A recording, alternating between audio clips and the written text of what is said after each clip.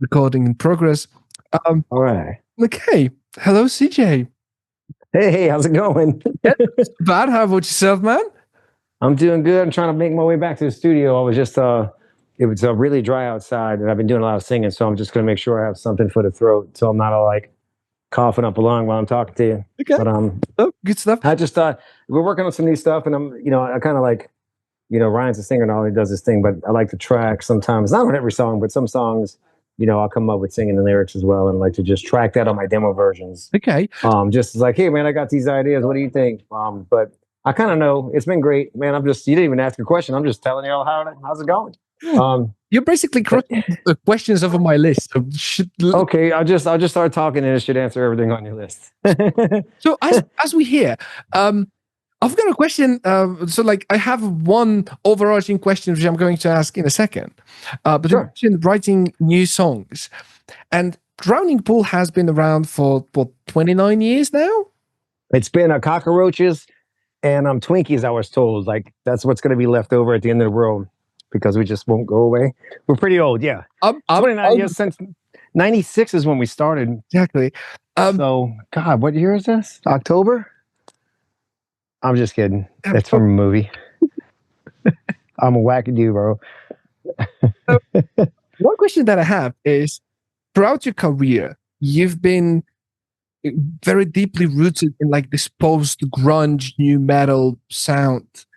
And since you've started, since 96, the scene has changed. Everybody started tuning lower, playing. I can't even name the genre right now because it's not new metal. It's like something else. My question, something kind of evolved. Yeah, I'm not sure what to call it. So my question is: Have you thought about having an affair with tuning way lower and getting way more modern, like to abandon the Drowning Pool heritage and just like foray into something? How much lower are we talking? Because like a lot of songs in drop C and some are in drop B, and we have a few that are drop A. In fact, one of the new ones I'm working on right now is in drop A. Okay. So yeah, we have been tuning lower, and even before Drowning Pool, I'm talking like teenage me and stuff. I was into heavy like death metal, grindcore. I'm not sure what you call it, the exact terminology for it, but a band I play with called Flesh Parade, and we were just tuned super crazy low, and play as fast and as slow as possible. I love all styles of music. I love jazz and blues because I grew up with that as well. But for me, when I write a song, it's just the tuning wise. I play right what I feel, and sometimes between drop C, drop B, and drop A is kind of where I land. I've definitely noticed on a few new songs, I just love that tone with the drop A. I know some guys like F sharp now, which is crazy low. Well, like go lower, and like G. Some dudes are like a drop. I forgot what band I was talking to that we played with a week or two ago. I'm like, dude, how low is that guitar? It's like it's in G. I'm like, just like the string is just bouncing off the thing, man. And it's cool, spingy. Yeah, it's bringing just going. Sorry, I keep moving around. The chair's moving, but got some purple love. When I was getting ready for the interview and I was recalling all the songs, and like you've been landing in that what I call like perfect safe zone, like something which Slipknot has started playing around B-ish. Yeah, mostly in B, drop B. And being melodical, like having melodies in it, but not trying to gargle down with going to F sharp, E, or even lower. Hence the question. Yeah, I've always kind of been play what I feel kind of a person. I do listen to music and I love hearing new things and new bands and stuff like that. But just when it's when the mood strikes. And right now I've been in writing mode a lot lately this past year, which has been awesome because we've been touring a lot. So it's good to have like some time. Like I have another week or so before we start getting busy again to like get all my ideas down and get them together now. Some of them are demos and some stuff I'm trying to do just permanent. That you'll definitely hear coming up soon. Nice. So, but yeah, the tuning wise, man, it's just always drop C and drop E has kind of been where it's at. And then again, working with Ryan, that's another thing I learned too.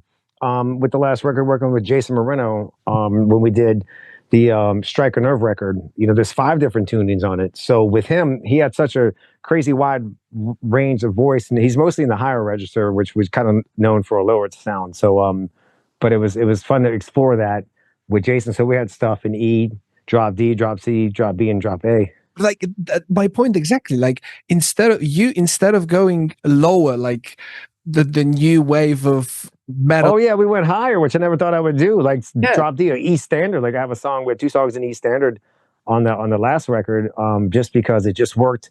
It just sounded better singing in that key. Yeah. So we write for the song, I guess, is, at the end of the day, write for the song or the vibe that you're going for. But now that you're talking about it, I might have to go grab one of these guitars and drop it even lower, man, just for fun. Now I'm inspired to do something. And would I go for F sharp or G? What should I do next? I think go with G, like F sharp. Go with G? All right. I think F sharp is like tad too low. You have to have an absolute monstrous guitar to give 0.80 something string, which is like absolutely stupid. But you mentioned writing for the song. So whenever you write, does the song manifest its timbre to you, or like you're trying to narrow down within the idea how the song is going to sound? Like who leads the dance?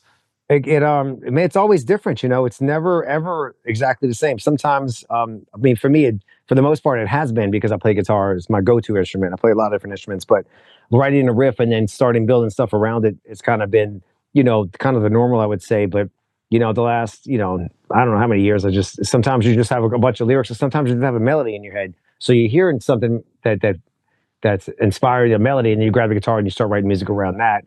And then a lot of times too, sometimes it'll just be like a cool drum beat, because I have a drum setup as well. And not that I'm like, all about the drums, but it's fun to get on there, especially with the kids, right? And rock out until you get like a cool beat, and you're like, all right, this is a cool beat. So I'm going to write some music around it, and then I'll write some singing and lyrics around it. So it's constantly different. It keeps it interesting. But with the last couple of songs, man, it just came so natural and so fun, because Ryan McCombs is with us now, and everybody's got that excitement. And I come up with a lot of riffs and ideas on tour. We just did a lot of touring, especially getting on tour with Godsmack, where you just have that adrenaline rush. So I'll grab the guitar, or sometimes I'll come up with a cool idea riff-wise after a show. So now I'm at home being able to put all these things together into a song, and it just comes naturally, man. Like I'll just rock out on a tune, and so you get the flow going. If you hit like a brick wall, or you're not feeling it right now, I'll switch to something else or take a break, But it's nice to be in flow mode. Yeah. Dude, the thing's on, ready to go, man. Like, pop the guitar and write anything right now. That is okay. So, I have like this overarching question about it. This is way more interesting for me. When you record, right, you have your own studio setup. Is everything done? You just get a cable, whatever is lying around, and just write a riff, or you going, I know exactly which amp, which model, whatever? Yeah, I don't have everything set up. I was going to grab the other Marshall, but right here, I have like a whole rack of stuff. I like the Bad Cat, the custom. This little PV sounds great. I haven't customs for ages now. Dude, the customs they sound great. They have a Mesa down here at the bottom too. It's the preamp section of it. And then in the closet, I have cabinets, and bass cabinet, the bass amps in there. And then I have like a handful of guitars. But then this is the fun part, man. So then it's like, I'm not sure which one I should go for. So maybe I'll pick this guy or that guy, or maybe it's some acoustic stuff. But I just got this new one in. It sounds awesome, this Grasz. So, and then, when I get down on the piano.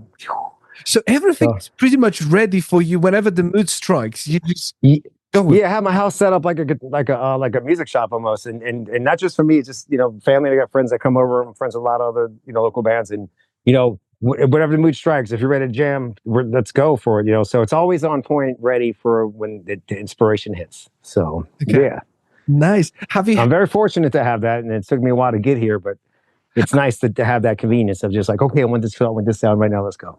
I think like that's the one of the things people kind of don't understand, where it's like getting a collection of instruments of colors, it takes time, and it doesn't happen overnight. And it's been almost 30 years of me. I've got to start playing. I got my first guitar when I was 11, and I'm 52 now. Wow. So and they all have a different feel and tone to it as well. So when you kind of hone it in on the song, and you really get into like, all right, I really know I want it to sound like this, or what do you want this tone or this clean part in the background, or like the solo. It's like I at this point I kind of like, I know I'll get a little bit more about it on this guitar than that guitar. And then sometimes, man, you just go for it. You're just like, man, I'm just feeling raw dog, and I'm gonna grab this guy up and just bang away on it, and bam, there's the riff. You know. So it's been good, dude. It's been fun. Like I'm excited talking about it because we do have a lot of new songs on the horizon. We went laid 3 more down 2 weeks ago with Sean, our producer, and then I'm working on 4 new ones right now that I'm kind of rotating through. But the 3 are pretty much done. One I have a little bit left on a solo part to do, and then I just want to have to nail it solid. Yeah. To where I play it solid all the way through. And I'm old school too. A lot of people do cut and paste, which I don't mind. They'll play the riff and they'll cut it and bounce it around. But with me, man, I like to play all the way through the song. Over and over again until like I nail it. I know it drives some producers crazy. That's why I do a lot of stuff at the house. I'm like, I'll do my rhythms here and I'll go through however long it takes to get it solid. But that's how we do it here, man.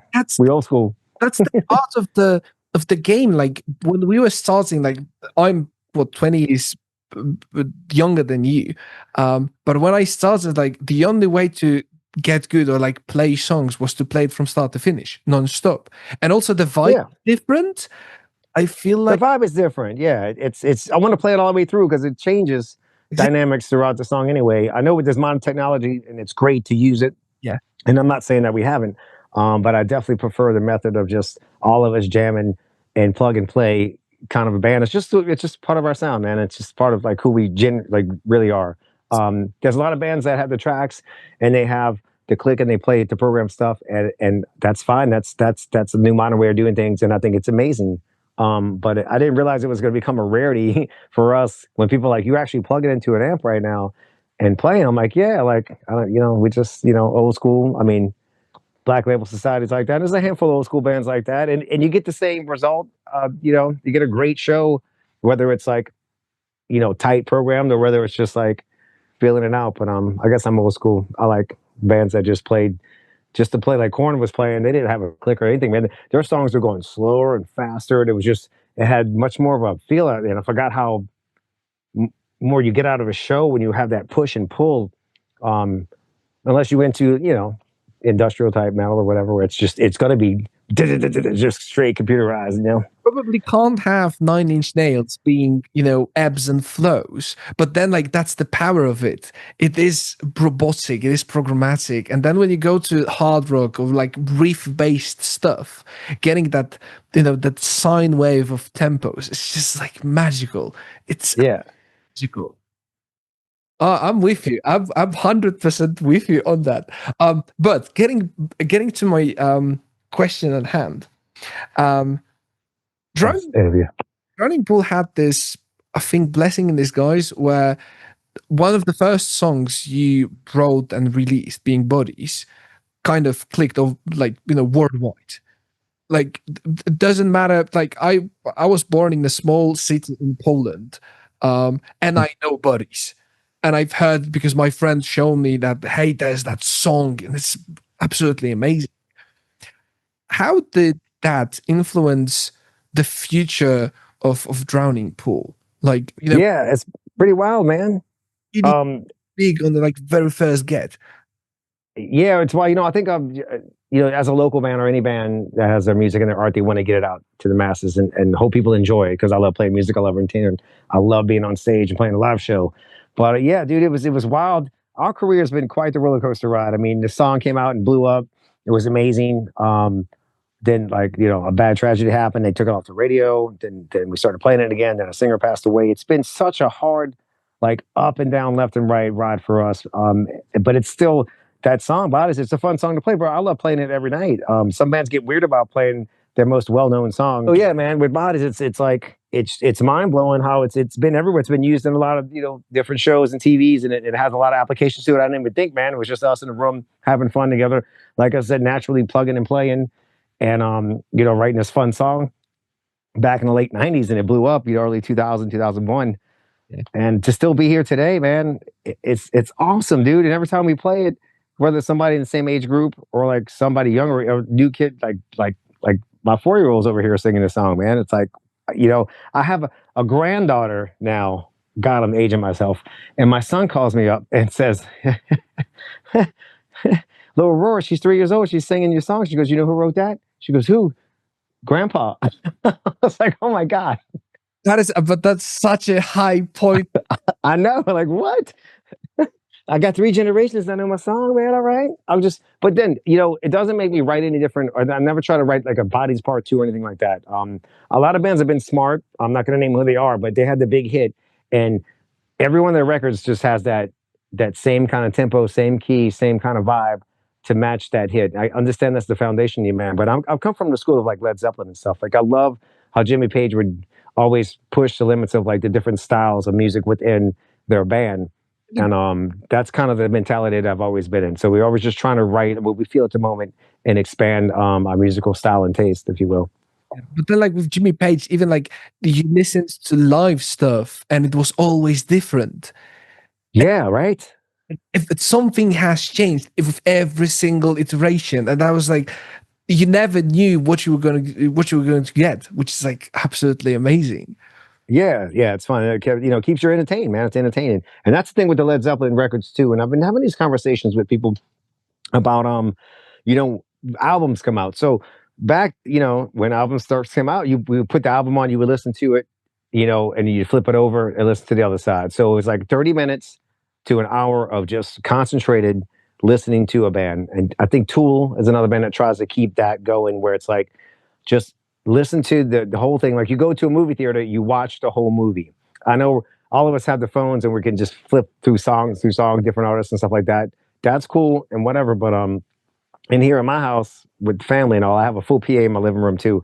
And we'd pick an album and we listen to the whole thing all the way through. Like at least one time a week, we're going to focus on this one band and their album all the way through. And it's a different way to enjoy it. And I think it just keeps the mind fresh, in tune with music and the art of songs. Like and the music doesn't. It's not another one thing to entertain yourself for 4 minutes. It's just like actual piece of art. I've been doing that with my daughter, and we've been playing. What last record we've played? He's Legend. Oh yeah, I absolutely love that band. Like that's killer. How old is your daughter, if you don't mind me asking? I have a 4-year-old and a 9-year-old. 4 years old, 2 months. Oh wow! So we're on the same boat, man. Yeah, 100%, 100%. Like that's why like this is super cool.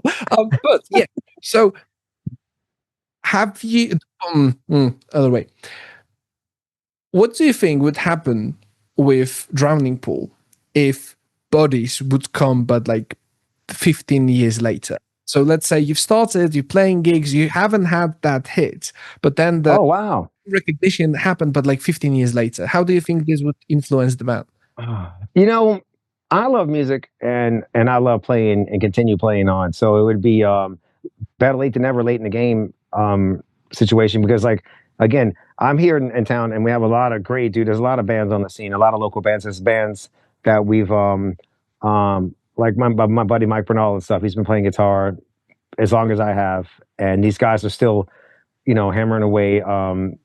Dude, I can name so many artists and bands in this town right now, and they're here. They are still 20, 25 years later on the scene, and I go and support them and stuff. And I hope that they get that, if it's 15 years later, get that song, that recognition, because they have great songs. So I think it's also, you have to have, a talented foundation of good music and a good show for starters. Okay. You don't have to be the best, just don't suck. Have a great show, have great songs. But it's also, the business is one thing, a right place, right time. With Bodies, we've definitely been fortunate. I mean, it's been used in, wrestling. It just works with wrestling a lot and different shows. His phone might have got dropped several times, so it doesn't always work great. It's rock and roll. So like, it's never got thrown either in frustration. Never got thrown. I don't still do, but that's why you keep pads on the wall. See, you have a whole padded wall, so for phone throwing, and then it lands on the bed softly. Like for those uninitiated in like home recording, like that would probably work. But but yeah, like that was one very like extremely interesting thing for me, like with Bodies and all that stuff. It's like, it doesn't happen for many bands to be so fortunate. But then at the same time, the more I talk to you and the more I've getting prepped for that interview, the more I understood that your success didn't happen overnight. It happened because of pure love for music. End of story. Yeah. I just love playing. I started playing at 11. I started playing live when I was 14 years old. Just playing, out and about. Yeah. And it's just a passion. It's a love for it. And I love and respect other bands as well. So it comes from that pure entertainment. And there's been so many parodies of it. And it's just, again, the conversation comes up of other bands not wanting to play the well-known song. Because they we have all these other songs. Well, you get to the other songs too, but this song's fun, man. I have so many different versions myself of bodies. I have like a good 10, 11 versions of just wacky stuff. I have a mandolin version I did. I have like this funk version because it kind of came from a funk idea. I have this one version that's kind of like Justin Timberlake, kind of a pop version of it. And I have a really slow tear away kind of version of bodies. Again, just for having fun with it because I, wrote the riff. So I'm just going to sit here and do it. It's another thing too. I don't know if people know this, but even with our other songs, and even though, I'm not playing a show tonight, I still love the song. So I'll still sit around my house and play my songs just to play them because I enjoy them. Because I wrote them because it means something to me. I don't know if other musicians do that or not. If people just write songs and put them out there and then have to write something else, it's well, that's a part of me. And I'm feeling a certain way today. So I'm going to play this song that I wrote because that's how I feel. But I feel like the more I have these conversations or various musicians, but irrespective of where they are in their career, I think this is being more prevalent the more I go, which is you have to be a fan of yourself and be at peace with yourself, Yeah, I think so. You have to love yourself before you love anybody else. That's kind of what tearaway is. What it is for me. It sounds brutal when you say I don't care about anyone else but me. I had my grandmother why would you write a song that sounds so? My grandmother's why would you write "Tear Away"? I don't care about someone else. Me, it's well, you got to have a moment for yourself and respect yourself and love yourself so you can project that and give that love out to other people. It's deeper than what you think it is. Exactly. Yeah. Right. Okay. So again, touching on you being on the scene for ages now. From your perspective, how did the scene change? When you started, the big it came out late, but Napster and all that stuff was Yeah, big, and now we are in a place where everything is accessible, on an instant. How do you feel about the music scene changing from your perspective? on that subject like that, it's a love-hate relationship with it. I mean, it's awesome to have the means to get everything out and then everybody can see everything. It's all tangible. You can get to anybody's music, no matter how big pop you are or how small you are. If you look, you can find everything. So I love that. But I didn't, love the idea of the album, a little record is tangible. A CD was tangible, something you can hand you, something you can sign, and you have it in again that moment where you put it in and you're listening to your favorite band. I love those moments because we're talking about now, it's just, you can just flip through 20,000 artists and 20 songs in 20 minutes. I don't know if you could soak in the full art and idea of a song because you're not sitting there concentrating as much as oh, I like this part like that. It's just a whole nother world, man. To see, I know it's never been a fair game. And again, I play music because I'm passionate about it. I think if anybody's watching this conversation, they know that. But there's money. We all have to pay bills and electricity and whatever. But it's just wild to me. We have 7 million records total, maybe with all our records, including the center record. And I'm in a rental car and a rental house because the music business has not been fair to us in any way, shape, or form, man. It's been wild. But I can't walk around with that kind of frustration and hate because it's gonna take away from just me, who I am, writing a song. Although some songs may have reflected that in the past, deeper tracks. I mean, it's an ever evolving thing, so it's never a dull moment. So I'm always curious to see what happens next. So it's just life. So I'm enjoying the ride. I think that's the right answer. I don't think there's any bad answer, but if there's a right answer, it's the right answer. That's a good one. All right, I'm in a zone. Look at you, man. You got the job. Look at you. You got the job. They got the right guy for the right questions, man. You should go far with this. You're not even asking questions. You just let this fool talk. Yeah, like I've had some experiences. I'm 52, I guess. I don't know. I got some gray. There's a story behind every one of these gray hairs, man. We'll figure it out. I think like we won't be able to get it in like 30-minute vlog. So yeah, but I also think like I like having idols. Yeah, that's absolutely grand. But then at the other part of from my perspective, at the other part of my screen right now, there's a human being, and like you've went through all of these things. Like I haven't, but I have my own experiences. But for me, this is how this kind of conversations should look. I'm not going to ask you about like extremely deeply personal stuff because that's not my. Oh, But then because then I'll be laying on the couch right here with this pillow, and then I'll be like, it all started with my childhood and the dinosaurs, and then it's like then I'll have to pay you like $100 for therapy. So let's not go too deep. Just not for fun, all jokes, man. I'm so full of shit. It's great. I absolutely like that's absolutely grand conversation. Yeah, okay. So one question that I have, given that you've mentioned you've been touring a lot, how do you feel about touring? Touring, it's changed over the years for me. I mean, again, there was a time period when I first started touring where it's just with life. It's even when we first took off, it's just we already had family started, so it's a hard trade off. It's hard to be away from family. It's the worst part of it, and especially now more than ever. But we have things in play like we're talking now, like FaceTime and stuff like that. It helps. It makes it easier with the communication instead of me going to a payphone with a pocket full of quarters. When we first started touring, to call back home because I'm that it's been a long time. I've been out here for a minute. Reality check. So but we kind of go out now. We're trying to do it in smaller spurts. I mean, the first time we went on tour, man, we went out for 18 months, a year and a half. We toured for the Center Records. So, and there might have been a week off between the tour here and there, and we just stayed in a hotel room because why get an apartment or a home or anything? Because I lived on a tour bus. Yeah. Oh man, can you still see me? Yeah, I'm with you. Can you hear me? Okay, I have 20 people calling me because it's a Monday, but they can wait because we're talking about touring life.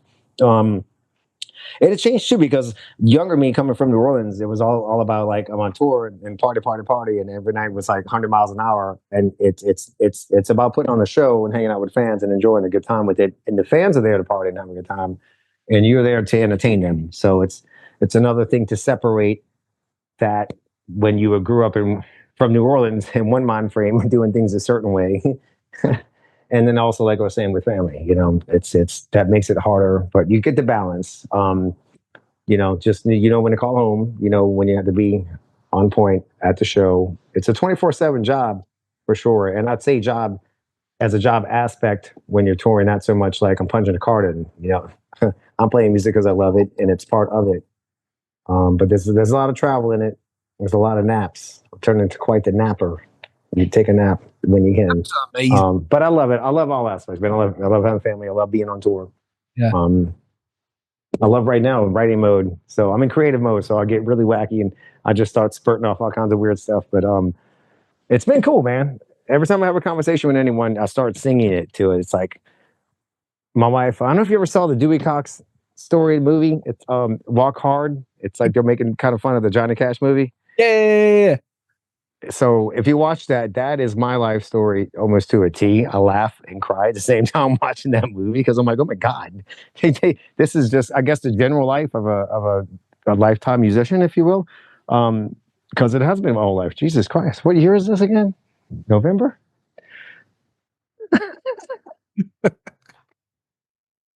I think like yeah, no, this is like completely different conversation. Like I will have to call you one day and just like have out of records because I have. Dude, come to the show. Are you going to come to the show when you're in Krakow, right? I will try to, but I can't. Know somebody. I know somebody in the band. Okay, now he could probably get you tickets if I ask him. Hey, man, you get this guy tickets? Yeah, man, he wants some tickets. Come on. Done. Sold. Okay, let me book that. But yeah, actually, that's a good segue to a show. This is okay. I've messed it up in the in the past, because Googling right now with AI is just absolute dog shit. It is. They're lying to us. 100%. But this is first time back in Europe since 9 years now. 9 years. It's been nuts, man, because of past management, label, and maybe some past band members. There's a lot of miscommunication. So it wasn't us not wanting to be there. It's the frustration of Mike Luce, Stevie Benton, and myself trying to get back there between, again, past management label, which we've gotten rid of. And Brian McCombs is back in the band, who actually lives in the UK. So we're going to be overseas a lot. We're going to be there a lot. And dude, we've been in Poland a lot lately. I don't know if you knew this or not, but we were there 2 years ago for Christmas. Oh, I know. So we did 8 shows there for all the bases in there because the neighbors are acting up a lot. So we have a lot of friends coming over to help out with the crazy neighbors that would just calm it down. Yeah. I'll tell you how I feel about that in a minute. So it was awesome because all of us we didn't have Christmas or New Year's with our family. It was my daughter's birthday, New Year's Day. She was born, but we played in Poland. We went and played 8 shows in Poland, an acoustic set, hour and 45-minute acoustic set on the fly every day, man. It was awesome because they didn't rehearse or play for it. My singer Ryan's looking at me, he's like, "What are we doing?" I'm like, "Just go for it, bro. Let's go. This song, we're playing. Start singing." Wow, we did it. It was great, man. Keeping it raw, keeping it real, dude. Led Zeppelin again. Led Zeppelin, Jimmy Page is definitely my biggest influence. He was for a lot of people. Yeah. And I'm just trying to keep that style and that dream alive. Yeah, I was like saying about Led Zeppelin. I have a small 8-inch speaker just because I know he used like 8-inch Fender Champ for some. Yeah, right. Hey, dude, you know your stuff, all right. That's like an absolutely magical stuff. Like you put it at the right time, at the right place, with the right mic, and it's ripping hot. It's like.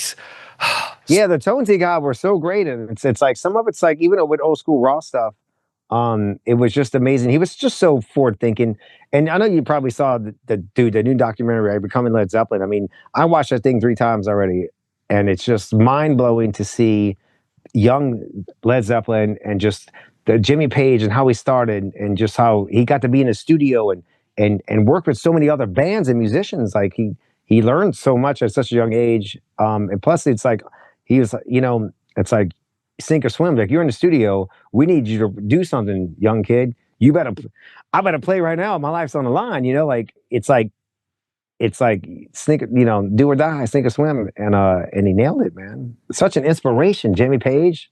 Magical guy. Yeah. We love you. Thank you for rock and roll. If Jimmy Page, if you ever listen to this bit of YouTube, like, we absolutely love you. Yeah. You know what? I have a song I was working on. Oh my God. Dude, you got some time, right? Yeah, 100%. Let's go.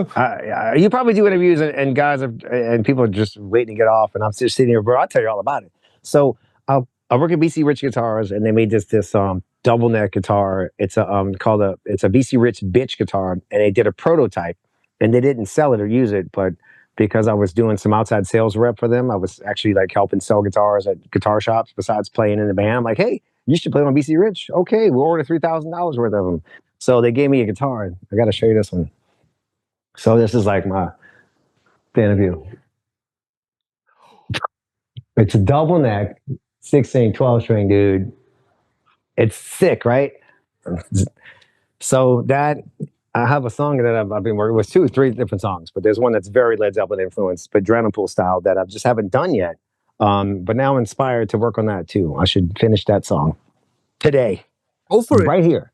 Yeah. All right. Thanks, Luke. You inspired some music. I'll let you know what song it is. I'll give you all the credit. Be like, hey, we were talking about guitars.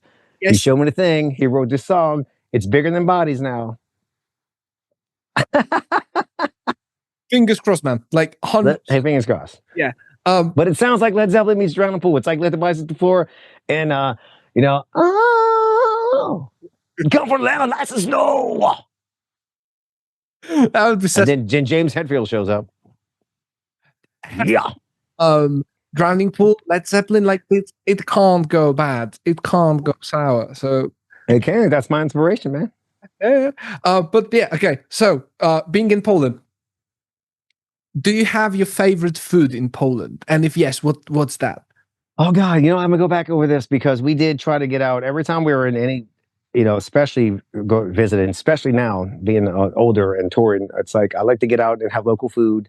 Oh God, we went and had we went to some place in a restaurant. It was a really cool town.